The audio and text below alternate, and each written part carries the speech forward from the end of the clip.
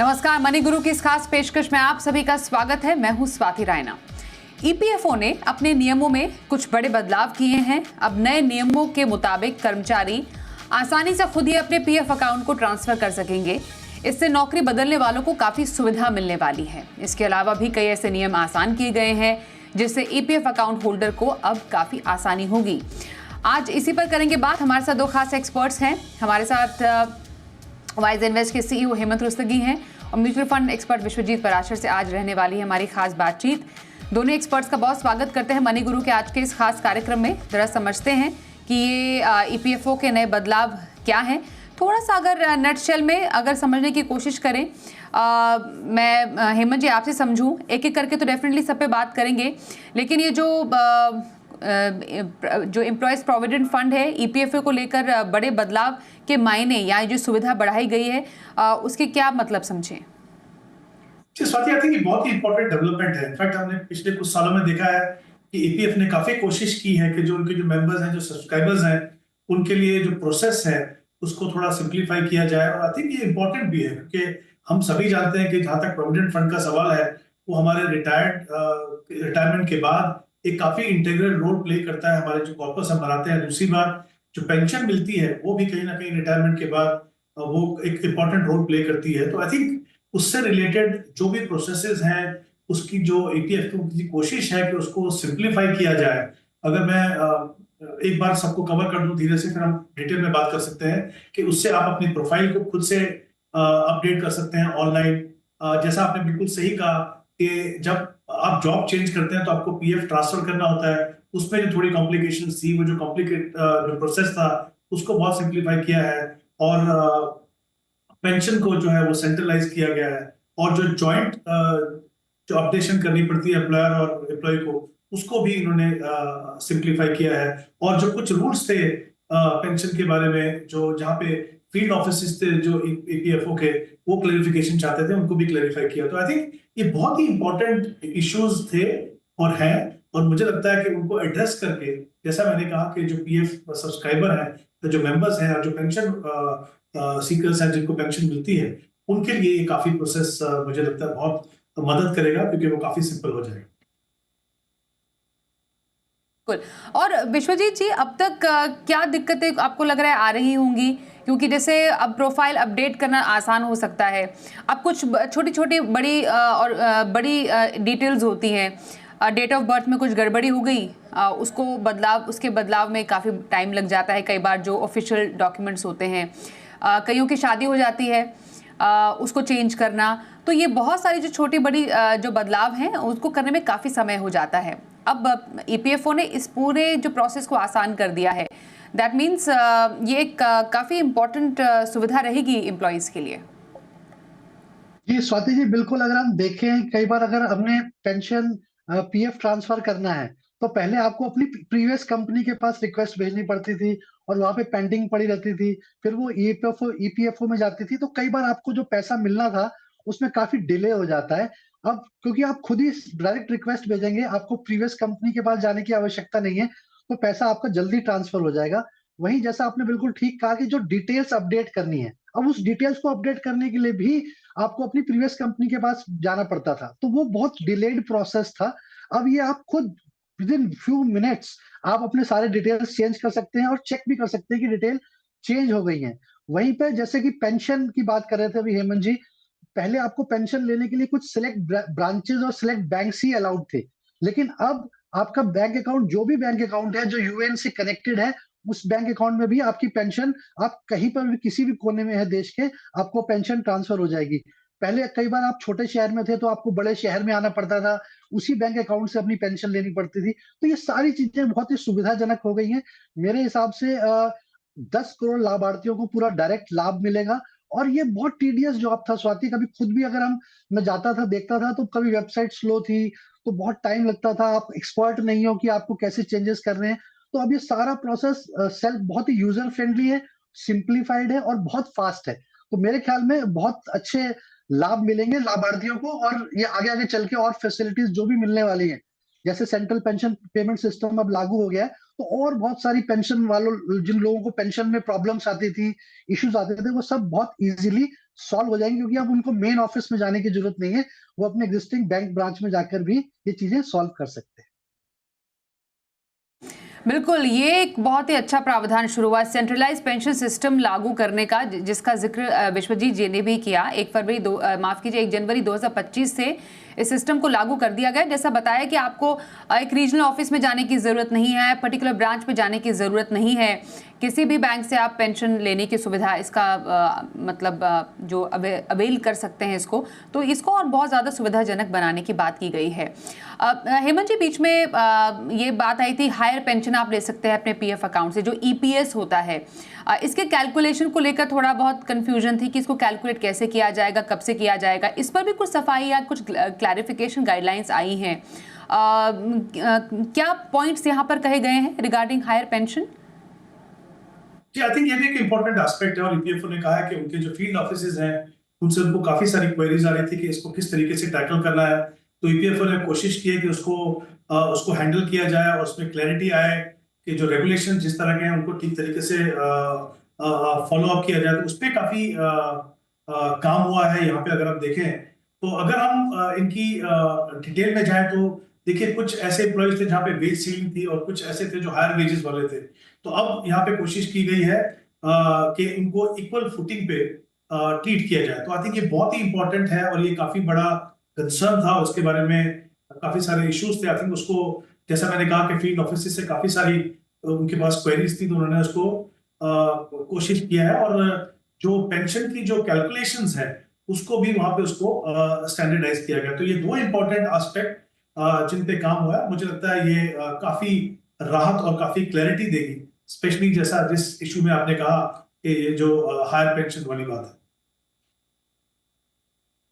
बिल्कुल, तो ये कुछ बड़ी बातें हैं जो पीएफ को लेकर सामने आई हैं, और इसमें सबसे बड़ी सुविधा जो दी गई, विश्वजीत जी एक छोटा सा रिएक्शन आपका इस पर लेंगे कि आप एटीएम से भी पीएफ के पैसे निकाल सकते हैं। मतलब सिस्टम ज़्यादा लिक्विड बने, ज़्यादा ट्रांसपेरेंट बने, ज़्यादा सुविधाजनक बने, ये ईपीएफओ ने पूरी तैयारी मेरे ख्याल से कर रखी है कि किसी को अपने पैसों के लिए ज़्यादा इंतजार ना करना पड़े। कई बार हम देखते हैं कि पीएफ के पैसे अटक जाते हैं, समझ नहीं आता कि कब मिलेंगे। तो ये भी जो सुविधा है वो अपने आप में इस पूरे प्रोसेस को और ज़्यादा आसान बनाती है।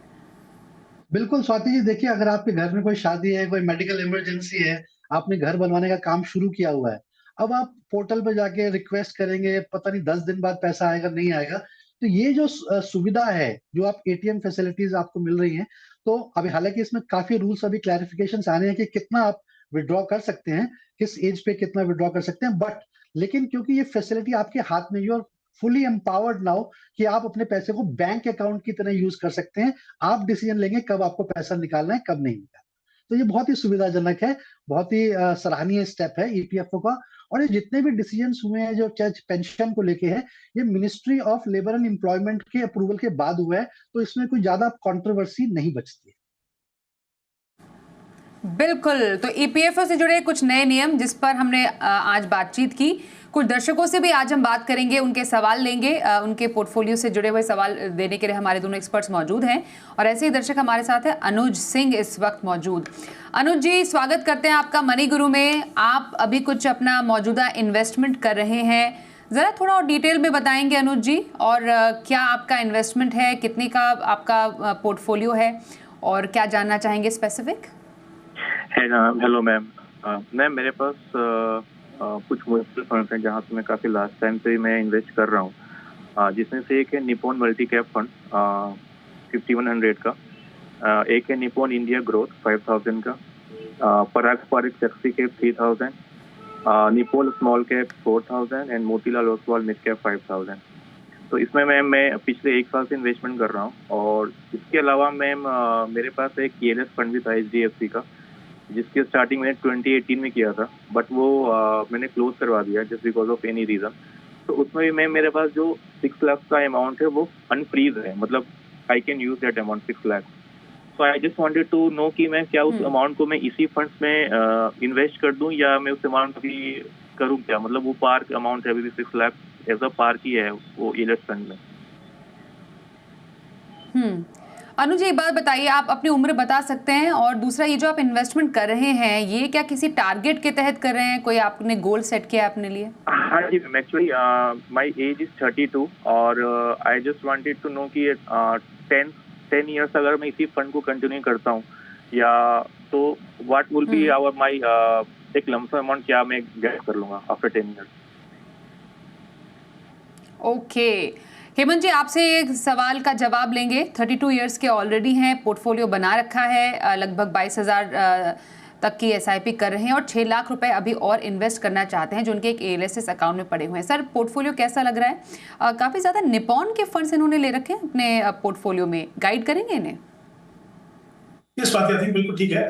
टोटल 5 फंड्स हैं उनके पास, उसमें से 3 फंड जो है वो निपॉन के हैं, बट आई थिंक उससे पहले 2-3 इंपॉर्टेंट एस्पेक्ट है। एक तो जैसा उन्होंने कहा कि 32 ईयर ओल्ड है और 10 इयर्स का टाइम होराइजन है। मुझे लगता है कभी कभी टाइम होराइजन एस्टैब्लिश करने में हमें थोड़ी सी थोड़ा ज्यादा तवज्जो देने की जरूरत है यहाँ पे। इनके पास लंबा समय है, तो थोड़ा क्लैरिफाई कर लें और कि हो सकता है ये और लंबे समय तक, अनलेस ये पैसा इनको किसी स्पेसिफिक ऑब्जेक्टिव के लिए चाहिए तो बात अलग है, बट अगर ओवर ए लॉन्गर टर्म अगर इनको पैसा बनाना है तो इनका जो कॉर्पस है कहीं ज्यादा बन पाएगा और जो इक्विटी का जो सही मायने में जो पोटेंशियल है उसका फायदा उनको हो पाएगा। तो एक इस चीज पे ध्यान दें कि वाकई में क्या 10 साल के बाद उनको पैसे की जरूरत है। कभी कभी ऐसा होता है कि हम सोचते हैं कि चलिए 10 साल करते हैं फिर बाद में देखेंगे, तो वो थोड़ी सी वहां पे क्लैरिटी हो जाए। ब्रॉडली इनकी जो आई थिंक SIP है वो करीब 22,100 रुपए की SIP है। 5 फंड्स हैं इनके पास। मैं कहूँगा फंड्स इनके पास अच्छे हैं। एक इशू ये है, जैसा आपने बिल्कुल सही कहा कि 3 फंड एक ही म्यूचुअल फंड के हैं। दूसरी बात मैं देख रहा हूँ कि इनके पोर्टफोलियो में 2 मिड कैप फंड्स हैं, एक निपॉन इंडिया ग्रोथ फंड है और एक मोतीलाल ओसवाल का मिड कैप फंड है, जहाँ पे कुल मिला के वो 10,000 रुपए इन्वेस्ट कर रहे हैं। तो देख सकते हैं ऑलमोस्ट 45% पैसा जो है मिड कैप में जा रहा है। मुझे लगता है कि थोड़ा सा इसको रीअलाइन करने की जरूरत है। शायद थोड़ा एक्सपोजर मिड कैप में कम करके लार्ज कैप में बढ़ा सकते हैं। तो एक फंड मिड कैप का मोतीलाल ओसवाल मिड कैप वो कंटिन्यू करें और जो निपॉन इंडिया ग्रोथ फंड है उससे 2 काम होंगे। एक्सपोजर कम होगा मिड कैप में थोड़ा सा, हम हालांकि पूरा लार्ज कैप में नहीं डाल रहे हैं, और दूसरा जो हमने कहा था कि एक ही फंड है उसके 3 फंड है वो भी कम हो गए। तो मेरा ये मानना है कि अगर वो निपॉन इंडिया ग्रोथ की जगह HSBC large and mid cap देखें तो वो मुझे लगता है बहुत ही अच्छी ऑप्शन होगी। कुछ पैसा जो क्योंकि 35-40% एटलीस्ट वो जो लार्ज कैप में जाएगा तो वो जो रीअलाइनमेंट उनको होनी चाहिए वो हो जाएगी। तो एक ही बदलाव इनको करना है, और जैसा मैंने कहा कि अपना जो टाइम होराइजन उसको देखें। अब जो 6 लाख जो ELSS में है जहाँ पे लॉक इन पीरियड खत्म हो चुका है, बिल्कुल सही है। आई थिंक वो सही डिसीजन होगा कि वहां से पैसा निकाल के जो नॉन ELSS फंड है उसमें डालें। इन्हीं के पोर्टफोलियो में वो 6 लाख एग्जिस्टिंग फंड में जा सकता है। जैसे एक फंड अगर ये कंसीडर करते हैं HSBC लार्ज कैप, 2 लाख वहां पे डाल सकते हैं। निपॉन का मल्टी कैप है 2 लाख उसके अंदर डाल सकते हैं, और पराग का फ्लेक्सी कैप वो 2 लाख वहां पे डाल सकते हैं। तो ये 6 लाख इन तीनों फंड में करें invest over a longer period, मुझे लगता है बेहतर रिटर्न होगी। और हमने कोशिश की है कि इनके पोर्टफोलियो को थोड़ा कंसोलिडेट करके उसको थोड़ा कंसिस्टेंट और बेटर परफॉर्मिंग बनाया जाए। ओके, तो अनुज जी आपको गाइडेंस दी है हेमंत रुस्तगी जी ने कि आपको क्या बदलाव करने की ज़रूरत है, कुछ चेंजेस करें और जो बचा हुआ पैसा 6 लाख रुपए था वो ये जो फंड्स देखे जा रहे हैं HSBC, Parag Parikh flexi cap, Nippon India multi cap और HSBC का लार्ज मिड कैप में, इनमें आप बांट कर डाल सकते हैं। All the very best for your future investment. एक ब्रेक का वक्त हो गया है, ब्रेक के बाद कुछ और दर्शकों से बातचीत जारी रहेगी। हमारे एक्सपर्ट्स हमारे साथ बने हुए हैं, देखते रहिए मनी गुरु।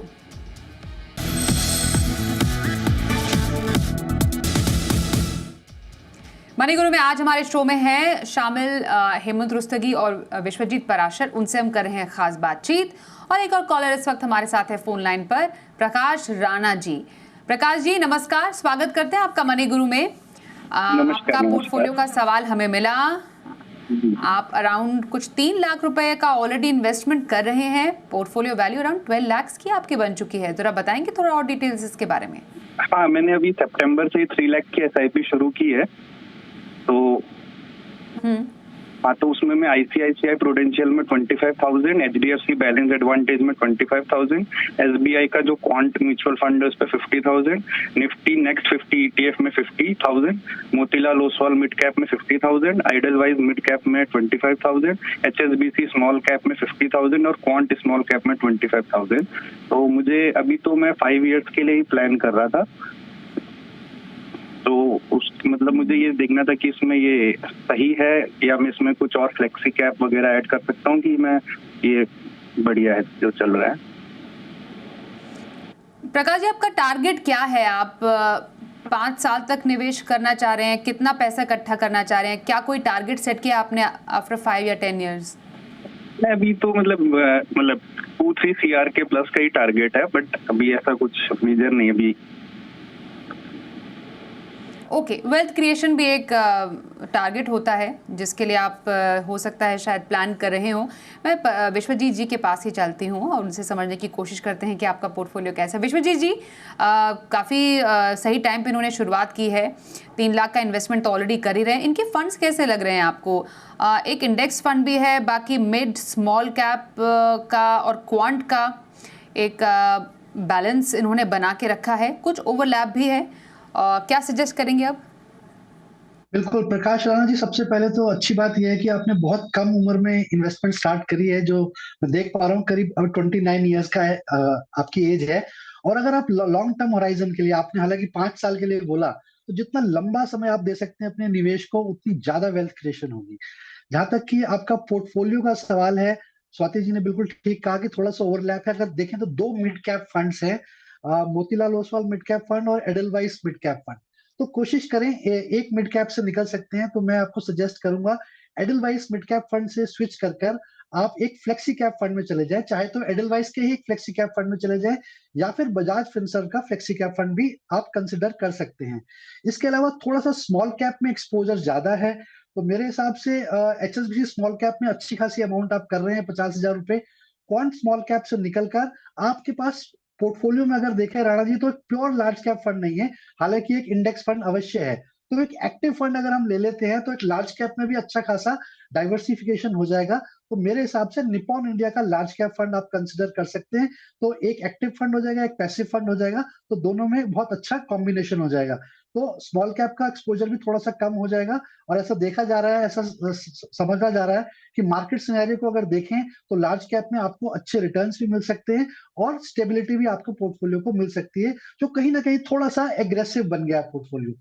वहां पे आपने 2 थीमेटिक फंड्स भी ले रखे हैं, हालांकि एक फंड आपने SBI क्वांट फंड NFO में लिया होगा, तो अभी ज्यादा समय नहीं है, तो परफॉर्मेंस का उसका नजरिया भी नहीं दे सकते हैं। तो आप इस पर नजर बना के रखिए, क्योंकि थीमेटिक फंड्स थोड़े से रिस्की होते हैं। तो कोशिश करें डाइवर्सिफाइड फंड्स में ही अपना निवेश करें।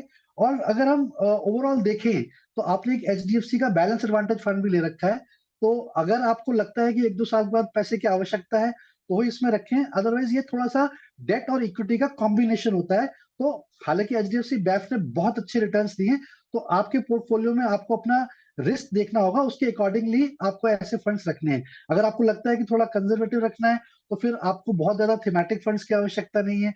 अगर आपको लगता है कि मैं एग्रेसिव निवेशक हूं, तो फिर आपको BAF की इतनी जल्दी आवश्यकता नहीं है। जहां तक कि आपके कॉर्पस का सवाल है, आपने 12 लाख रुपए लमसम जो लगा रखे हैं, जो अभी पोर्टफोलियो एग्जिस्टिंग है, तो अगर हम 5 साल का नजरिया लेके चले तो ये करीब करीब 21 लाख बन जाता है।